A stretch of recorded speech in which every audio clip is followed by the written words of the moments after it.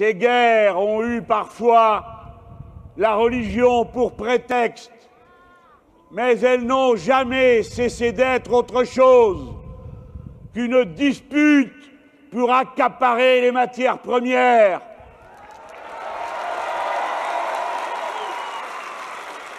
Les convois désarmés, les voyous et les brigands armés jusqu'aux dents n'ont jamais fait rien d'autre que de suivre les pipelines et les gazoducs.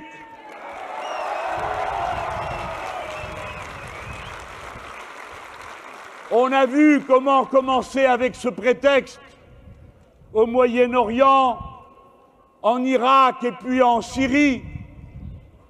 Un abominable conflit a éclaté où se sont entremis les importants du monde et les puissances régionales. Le Qatar, l'Arabie Saoudite, la Turquie, l'Iran et les superpuissants, chacun ayant leur part d'intérêt, les Russes, les Américains, et chacun trimballant ses bagages accompagnés, parmi lesquels, hélas, figurait notre belle patrie.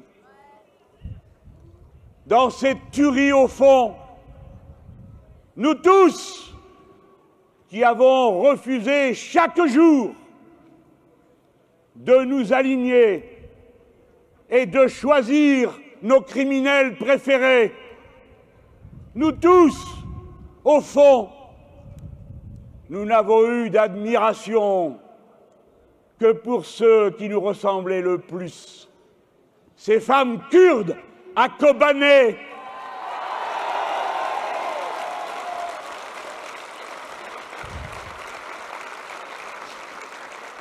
on a vu depuis à 2 reprises être utilisées des armes chimiques dont, pour finir, dans la confusion, personne ne sait à cette heure qui les utilise, mais nous avons à dire que qui que ce soit qui les utilise, ce sont des criminels et nous voulons qu'ils soient punis.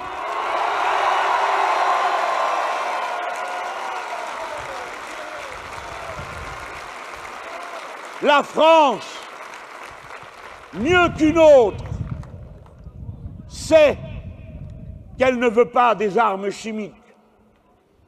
C'est le gouvernement français du président François Mitterrand qui a fait signer la convention d'interdiction de l'usage des armes chimiques.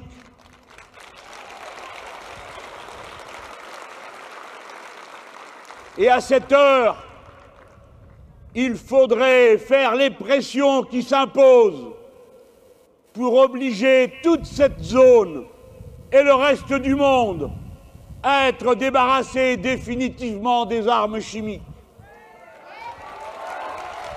Il faut pour cela que cette convention soit signée dans cette région, en particulier par ceux qui ne l'ont pas fait.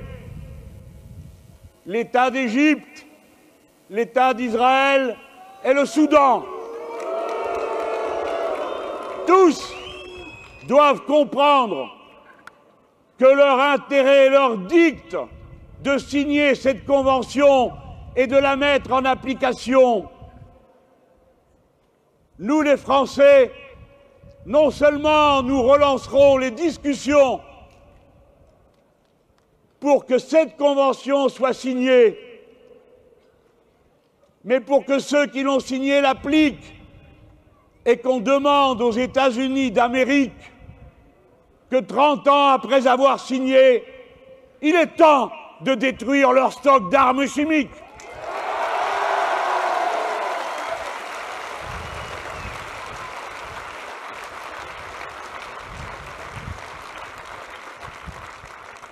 Et si vos votes et les destins m'en donnent les moyens,